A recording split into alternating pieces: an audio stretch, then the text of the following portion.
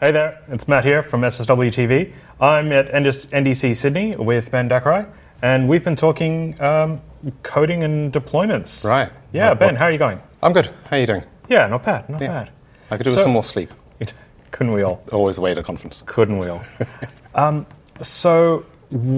When I join like a new project, or there's an existing project, I'm joining their team. Yeah. One of the first things I look at is when was the last time they deployed to production? Right. That's kind of a metric that's important to me. It shows that they're not sitting on all that deployment debt. Mm-hmm. What's the first thing that you look at when you join a project? I guess similarly, I'd probably actually look at what is in deployment and how does that differ to what we have in the main branch or the code repository that we're looking at. It's probably, for me personally, it's less important how long that time's been, because nothing might have changed, in which case we're fine. Fair enough. But if, How much forbid data are they anybody sitting on? edits code in production. Yeah. But what if environment variables have been modified? What if somebody went in and scaled something in the platform service to provide more resources to a certain area of the application? That kind of stuff. If that's done and never brought back into the local configuration or the documentation, that's something that I'm now not aware of. If it's not captured in infrastructure as code, or if it's not documented in like a Word doc or at least Markdown file or something like that. Even if the code hasn't changed at all, next time I push something through, it might not actually be the same as what's currently in production, which ideally it should be. Definitely. If they are sitting on like a bunch of deployment debt, my gut feel is you want to get that out as soon as possible. Totally. But as you were just saying, there may be some risks in doing that. What sort of measures would you take to try and mitigate that? To bring all that back in, like if I'm using infrastructure as code, I'd look at, I know there's probably some kind of tooling that the platform that you're using has to pull that out through maybe an API call, or maybe you've got to actually dig in and look at the user interface, the admin interface for those, and see if anything's changed. It's a bit of a nightmare to do it that way.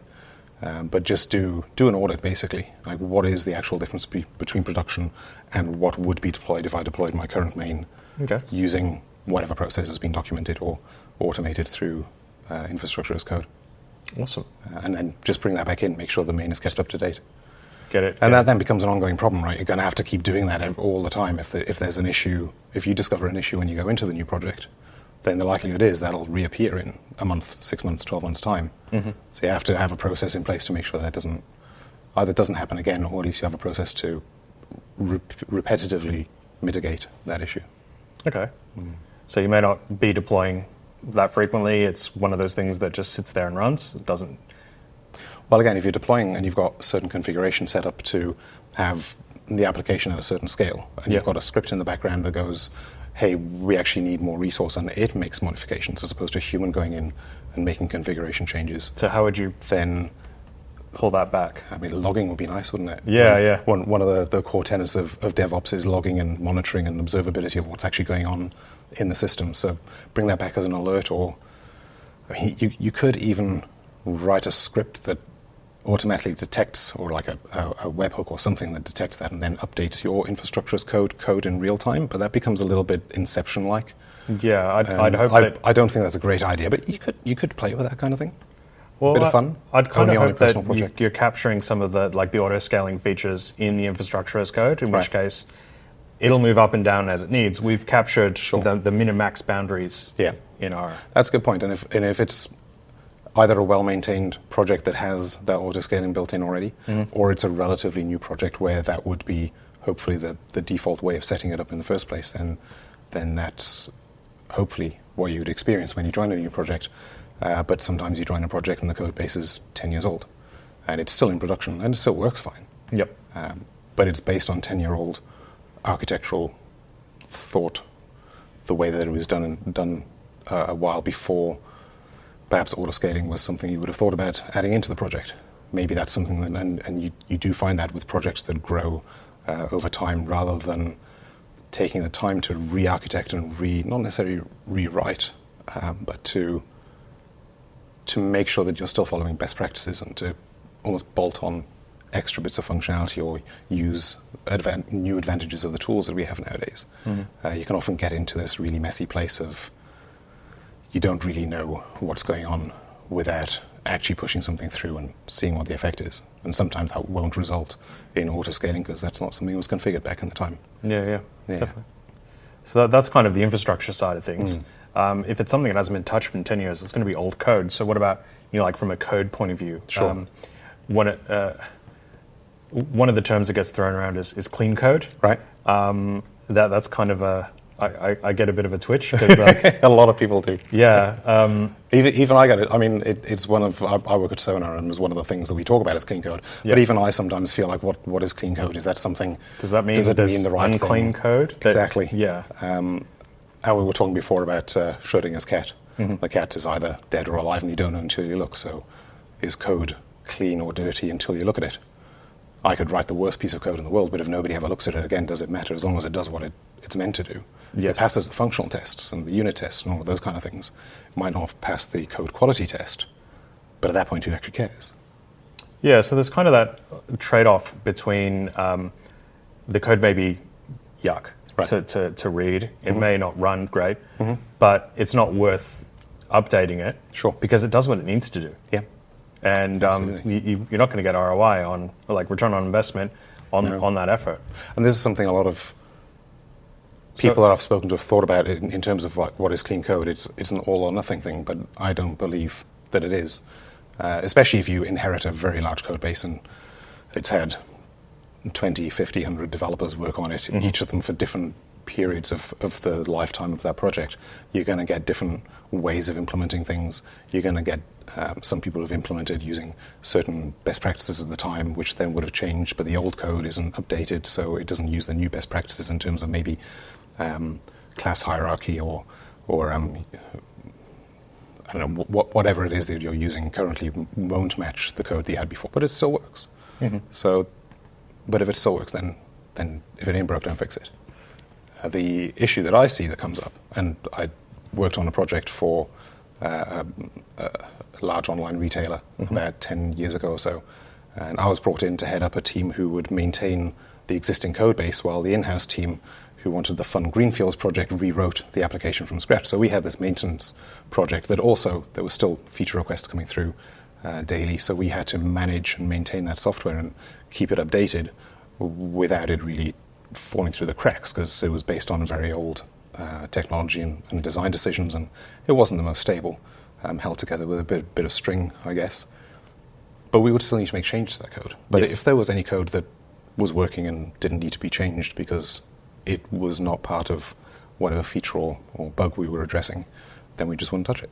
Okay. As long as it works and it does its job.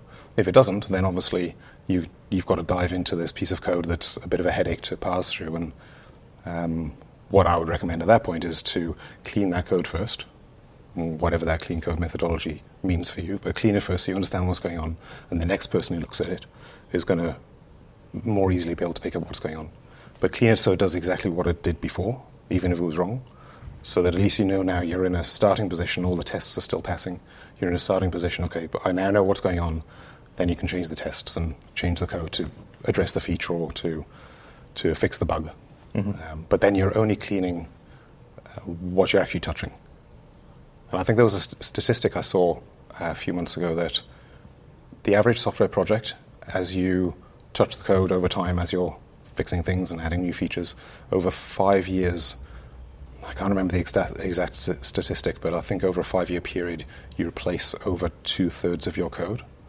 So if you only fix the code you're touching, in 5 years' time, you're going to have a predominantly clean code base. What's the ship? There's the ship where you replace all the parts on the ship. Is it still the same ship? Right. I forget the name of that one. Yeah, I can't remember either. But look it up. Same kind of thing. Software still does it does more than what it did before, because new features, bugs are fixed. But then imagine you coming into that project 5 years down the track and looking at that code base instead. It's a much nicer situation to be in. So what sort of, do you have any tips in terms of, it seemed like you were alluding to like red-green refactor when you pick some stuff up to clean it up, and then you add in the functionality because it's a bit of a nicer place to start off with. Yeah. Are there any other tips or things to look out for when doing this type of stuff? In terms of how to clean things up, how to make it... Yep. Yeah, things to look for? Sure. So Sonar came up with this concept of cognitive complexity. Okay. Rather than looking at one of the most common-ish types of complexities, I guess, is cyclomatic complexity. How often do things get run and like diving into the actual flow of the way the interpreter or the compiler actually looks at the code. But cognitive complexity is more around how people analyze the code. And it scores code based on how often do you nest things within one function, how often does something get run within that, so that like the flatter you can create your code, the more you can make your code like a story rather than a choose-your-own adventure, like a kid's story instead of a...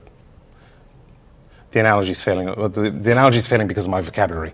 But a simple top-to-bottom story, as opposed to choose-your-own adventure, where you've got run, if-elses spot, run. Exactly. Yeah. So if you can make each functional unit of code, whether that's a function or whatever you want to, however you want to break out these bits of code, if you can make that something you can read top to bottom and not be confused, and keep that mental stack of where you are in this adventure to a minimum, it means that anybody can come into the code and quite readily pick up what's going on. Yeah, that sounds like it aligns a lot with like ubiquitous language. So you want to be talking the same terms as the business people. Right. In the same way you'd want the code to read like how you'd write down the business logic. And the thing is, you can almost do that and still have a higher cognitive complexity. Yeah. Because you might have an if statement that checks 3 different things, and each line, each test will then run on to the next if it fails.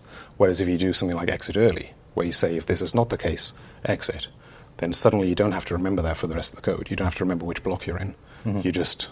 Your brain knows, okay, we are now in this context for the entirety of the rest of this procedure or process or function.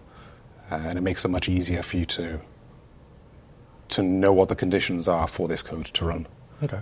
So both of them can still read like stories, but one of them does meander a little more and causes you to kind of remember, okay, so this value has now been incremented, which means that this time when the loop gets rerun, it's not going to do.